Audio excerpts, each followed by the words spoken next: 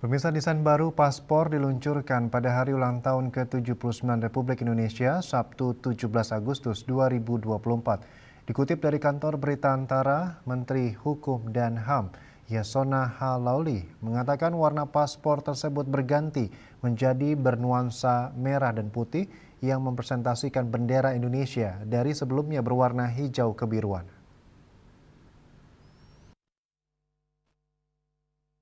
Menkumham mengatakan tidak hanya dari warna, setiap lembar di dalam paspor berdesain baru juga menggunakan desain dengan 33 motif kain Nusantara. Selain desain, keunggulan lain yang menjadi perhatian utama Kemenkumham adalah keamanan dalam desain terbaru. Terdapat fitur-fitur keamanan yang ditingkatkan sesuai dengan standar The International Civil Aviation Organization.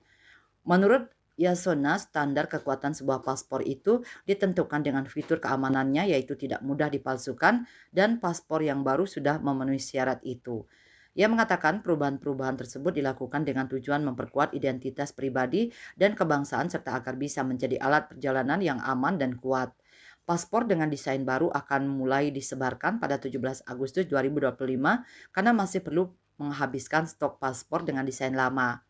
Yasona juga mengusulkan kepada Direktur Jenderal Imigrasi Kemenkumham, Silmi Karim maupun Dirjen Imigrasi, selanjutnya pada masa pemerintahan Presiden terpilih Prabowo Subianto untuk membuat sayembara yakni bagi 100 orang pertama yang mendapatkan paspor berdesain baru ini, maka tidak akan dikenakan biaya pembuatan paspor. Sementara itu, Dirjen Imigrasi Kemenkumham Silmi Karim menjelaskan bahwa paspor berdesain anyar ini baru akan diluncurkan pada tahun depan karena masih perlu mempersiapkan banyak hal, mulai dari proses pencetakan kebijakan distribusi hingga penyiapan sistem. Bali Post melaporkan.